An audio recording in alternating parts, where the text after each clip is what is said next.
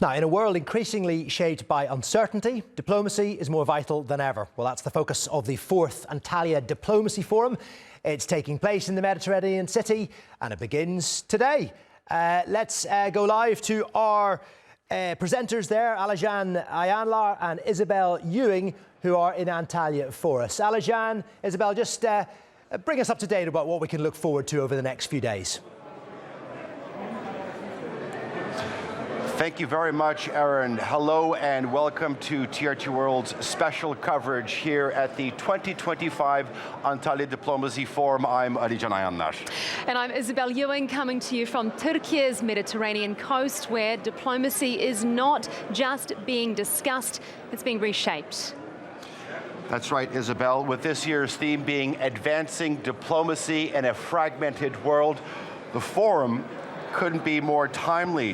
When you look at it, you have realignment of geopolitics, you have growing global crises, as well as the shifting dynamics of global power all around the world.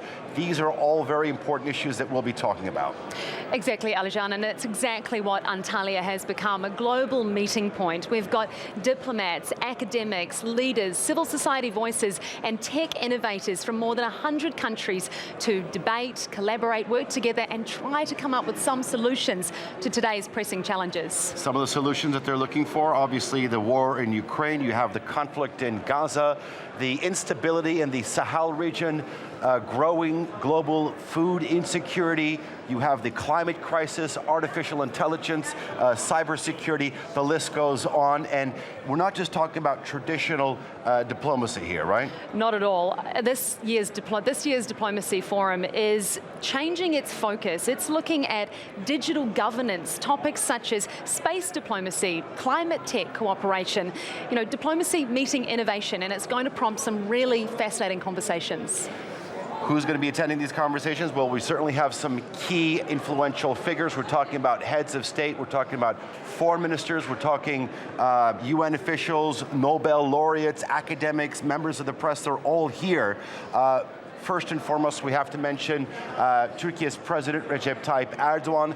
He'll be delivering the forum's opening remarks in just a couple of hours. We'll bring that live to you here on TRT World. And we'll also be hearing from influential voices from the Global South as well. Yes, and so over the next few days, if you stay with us, we will bring you exclusive interviews, expert analysis, behind-the-scenes access to what is one of the most significant diplomacy forums in the world. And so whether it's high-level negotiations or quiet corridor diplomacy, we'll be there. All right. The conference hasn't officially begun, but some of the sessions have. To help us sort of dissect and analyze some of the sessions that have started and will be going on throughout the next 2.5 days, let's bring in Michal O'Hurley. You are a global conflict expert, among other titles as well. Welcome to Antalya. You were here last year as well. Been here for all of the sessions. Okay. One of the reasons I come to the ADF is not only the number of leaders that come here, but that the ADF seems to project the future. So the diplomacy isn't catching up with a crisis that's already happened. As you said, the agenda is very exciting. It's taking a look at specific ways we can move forward with diplomacy so that we're doing more in constructing a better world than putting out fires. And Michal, on that, what does diplomacy need to look like in this changing world? We're facing multiple crises. At this juncture, how does diplomacy need to adapt to address all of these multi-pronged challenges? Well, the first thing I would say is we need to stick to the true and tried principles of the past. Diplomacy has not always been our best option, but it's the only one that's functioned through the centuries. That being said, we can look forward to things like the use of technology. These things are going to be increasingly important, especially as AI develops into the developing world. Africa is a developing continent. The realignment is not only geopolitical, it's going to be economic, and we need to be prepared for it. And I think sessions like this help us start looking forward. You said it's not our best option, but it is an age-old practice, diplomacy. When you're talking about new concepts that have entered the vernacular, artificial intelligence, cybersecurity, and there's this talk about redefining diplomacy. Put that into context for us. How does it change in an ever-changing world right now? We live in a rapidly changing world, and technology makes it almost imperative that we respond in an equally rapid manner. Through the use of technology, person-to-person meetings, waiting for us to convene in 30 days to discuss a crisis literally means the loss of thousands of lives. It can mean the withholding of aid. We need to become more responsive, and diplomats need to be able to use the technology, and governments need to think differently about how we meet, in what space. Is it a grand old hall at the United Nations? Is it at the UN? Is it in places like Ankara? Or can it be over a video conference call that's secure, that provides us the opportunity to have those full and frank discussions that are necessary to solve the crisis around the world? Okay, one of the areas that will be under a magnifying glass is obviously the Asia Pacific. Let's turn our cameras to one of the sessions that's going inside. It's titled Geostrategic Dynamics in the Asia Pacific. Let's have a quick listen and we'll continue our conversation. So, in advance, we are protecting the islands with boulders, rock boulders, and it is a huge challenge for the Maldives to protect the livelihood of people. We have noticed tidal surge, for instance, on and off in the, across the nation, much frequently than before. So, on a human rights perspective, for a small country like Maldives, it really affects. So, global warming, environmental these changes, it must be addressed. It must be financed by larger nations. And also, there must be mechanisms for these nations to access to financing in order to access the financing in a much easier way. For these nations to protect and develop their own nations. So there are a lot of challenges for small island nations, as I have mentioned. Honourable Minister, I appreciate you bringing up the topic of climate change. We'll go a bit more into that later on. Dr. Tsunami and Dr. Panda, I suspect you will agree that things do not operate globally how they should, or how our laws promise they should.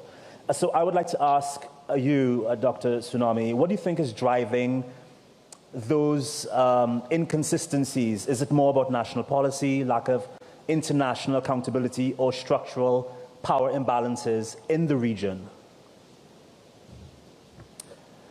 Well, I think all those factors actually play a significant impact on the where there was, our foundation is a private foundation, that we work a lot on civil society, peace mediation, climate crisis mediation, all these sort of things that affect the daily lives of the people in the region.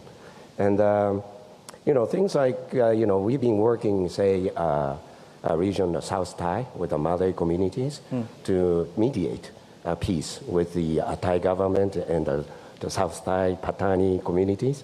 With the things like Malaysia, where they're actually playing a formal mediation role.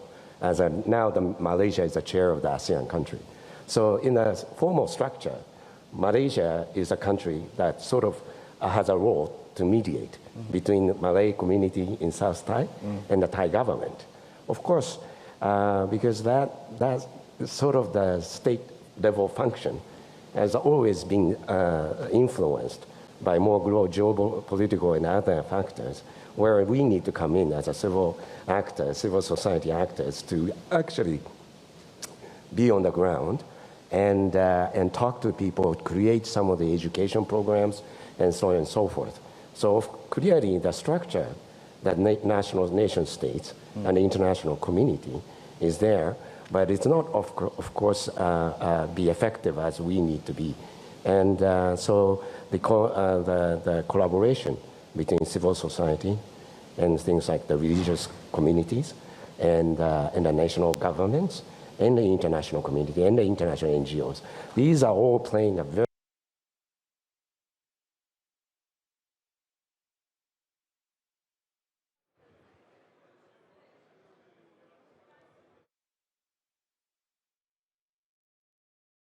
Okay. All right, that's Tier 2 World presenter Regan Devine moderating the session, Geostrategic Dynamics in the Asia-Pacific. We're all listening in. What's interesting from the Maldives' perspective, the foreign minister was speaking, obviously climate change is huge for them. A very poor nation, but one that's actually disproportionately affected by rising waters, in general, the growing climate crisis. This is one of these new sort of themes that is popping up into forums like this, is it not? The climate crisis. You know, we used to talk about water being the new future of diplomacy. It is climate crisis. When I was talking before about how we use technology, there's an environmental impact to us traveling to these meetings. But taking the Maldives as an example, the rising water level not only threatens the civilization and the security of the nation, but it will be a security issue for all nations. We take a look sometimes at the environmental impact, how it looks at the land, at what it means to weather climate, but we need to take a look at what it does to populations. And some of the models are dire. And I think we should be looking to places like the Maldives, poor nation that it is, because they are at the forefront of fighting the global impact of rising water. And so many nations in the global south. I mean, I'm from the Pacific and I've covered these stories in the Pacific time and again, and we see again and again small nations like the Maldives try to advocate for themselves, but how do they balance urgent climate diplomacy with the strategic attention that they're getting from bigger powers? I mean, how much of a balance and a challenge is that for these small nations? Well, it's difficult. One of the reasons I come to Antalya every year, and I go to Munich and Davos and every place else, is because here there are real conversations. This is where the rubber hits the road, as we used to say, because there are frank discussions that happen here, not only in the forums, but on the sidelines. And I think raising this issue in this format will have real consequences, and action will precipitate from it. Okay, so you have these perennial powers, the 800 gorillas in the room, the United States, China, and they're driving their national policies.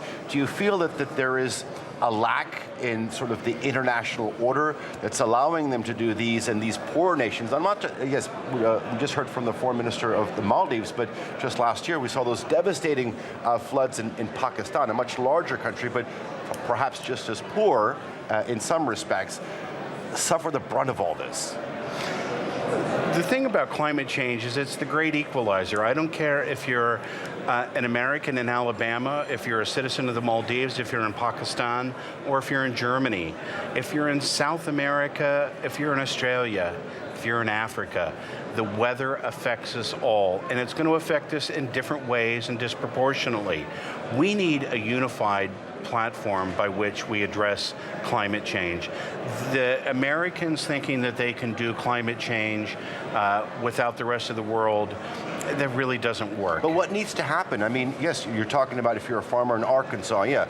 The National Weather Service, I think, is predicting a record year when it comes to strong hurricanes this year in 2025. The hurricane season's about to begin in about 3-4 months. What happens? Do you need $10 billion of damage before you have the leaders say, all right, we need to change something? We can continue to throw money at the problem, and we're going to need to for a while. But what we really need is policy changes. You talked about the National Weather Service in the United States. It's a program being targeted for elimination by the Trump administration at a time when Americans are experiencing the worst climate change problems in their history. And it's not unique to America. This is happening all over the globe. National leaders need to start making climate change a national issue. There needs to be a national referendum about what our world looks like, because it's not only about our lives, and we've seen climate change in our short lives. I'm a little older than you, so I've seen a lot more. But it is going to be an issue for our children and our children's children. We've seen the change, they're going to see it worse.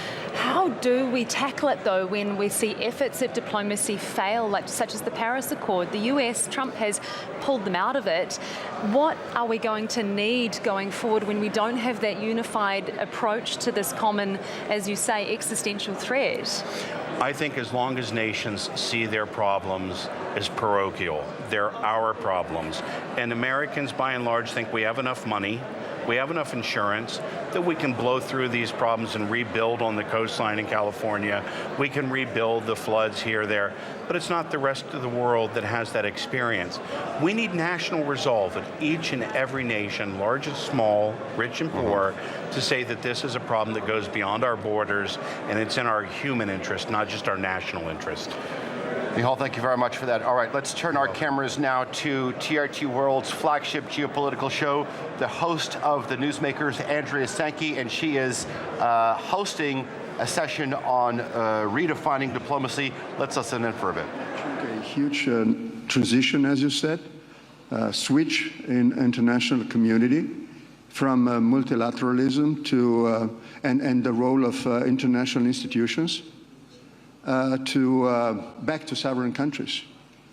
Once again, the power is a very important word. Sphere of interest, once again, is a very important word. And it seems that the international community is trying to, get along with this new reality, which is not a good reality. The main question for me is, if United Nations, Mr. President, is capable to reform in a period of peaceful transition of the international community, there is a historic need for one more global war to then restore the international community on the new platform. So I hope so very much that the diplomacy will prevail, that the dialogue will prevail, that we are smart enough, that we have enough historic evidence that the new global conflict would lead us, everybody, to a catastrophe. So I think now we will see in next couple of years if the world is capable, smart enough, wise enough to go through this difficult period of transition in a peaceful way. It's not, there is no guarantee that will be so, but it's up to us. This is not, nature. It's a human design problem, so we can solve it. So I really do think that we are capable to go through this transitional period of time in a peaceful manner, but we have to do our best. Indeed we do. And you bring up one of the crucial points about the United Nations as being the one mechanism that should foster international diplomacy the best, and its need to reform. And there are many opinions on how it should do that. The issue is, will it do it, and will it do it quickly enough to control what feels almost like the beginning of a downward spiral right now. It's frightening for the planet, and we need the United Nations more than ever, but we hope that reform will be on the table. Let me ask the Honourable President of Sierra Leone on your feelings toward the state of international diplomacy today.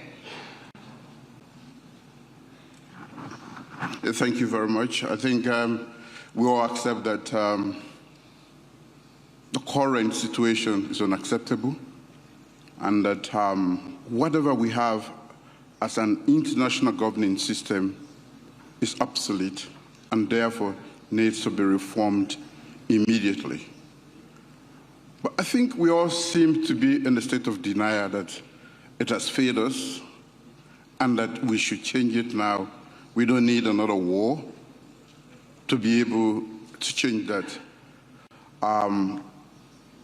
Most of what is happening today is as a result of the fact that the UN is no longer regarded as the main arbiter, the forum, the multilateral system that we have all depended on does not have any voice anymore. And until and unless we come to that realization immediately, we don't have an international governing system. And that is where we are. And that goes similarly for even the financial institutions, as we all brood over the fact that they've been set up for a totally different situation. Now, we have to change because, let's say in Africa, where I champion the cause of Africa to be represented in the United Nations Security Council, At the time of the formation of the United Nations, we were not there. Now, Africa is 1.2 billion people, and it's coming up. And most of the decisions at the United Nations Security Council are about Africa, 70%. So we've been struggling. But what is difficult about the status quo is that those that man the gate are not ready to allow any new player to come in. And this is a difficult task, because until we can get them to understand that this system we have is not working, and if we don't fix it, the lack of it can lead to a global conflagration that will not be acceptable. So for me, we are in a state of flux. There is no leadership. We have the UN. We don't listen to the UN. We don't regard the UN. We want to break it as quickly as possible. I say we because in our weakness, we have not been able to stand up to say no to those that want to destroy it. It's a collective responsibility. It's so interesting that you say that, because you are actually in Sierra Leone facing a rather specific example of dealing with those powers, the leading powers that are leaning more and more every day toward just going it alone, kind of blowing up those multilateral. All right, we're back here on our set for our special coverage of TRT World's coverage of the 2025 Antalya Diplomacy Forum. We're just kicking it off. Andreas Sankey, a host of the Newsmakers, is talking to several key influential figures, the former Republic of Slovenia and the president from Sierra Leone. The message from both of them is, look, there needs to be reform at the United Nations, this body that is the top of the international order, but it is failing in many respects, is it not? The UN Security Council, probably its most important organ, is oriented towards the past. It's comprised of people that were the victors of World War II. You don't see places like Nigeria. Africa's not at the table. You don't see India at the table. We continue to orient the United Nations towards a history, a paradigm, and a bipolar world that no longer exist. No body in the world is more necessary that we have reformed than the United Nations. We need to invite all people, because like you said, even small, poor nations are serious stakeholders and they're not being heard. The UNSC can't pass anything in agreement. It's a stalemate. We need to do better. And I mean, because we've got issues that are affecting every corner of the globe, whether it be forced migration, whether it be climate change, war, disinformation, the rise of AI. And so when we have institutions like the UN that are unable to cope with such pressing challenges, I mean, it's not a good situation to be in, is it? Take a look at the Palestinian situation right now. Whatever side of that issue you're on, the humanitarian aspect is clear and it's salient. People are going across borders to countries that are already struggling with security, with food programs. What about citizenship? We can't even handle the smaller crisis that hang up. And I don't want to mean Gaza's a small crisis. It's a huge crisis. But wherever we are in the world, whether it's Ukraine or Gaza or the climate, we seem to lack the ability to orient diplomacy towards effective change. And you're right, it needs to change, and it needs to change now.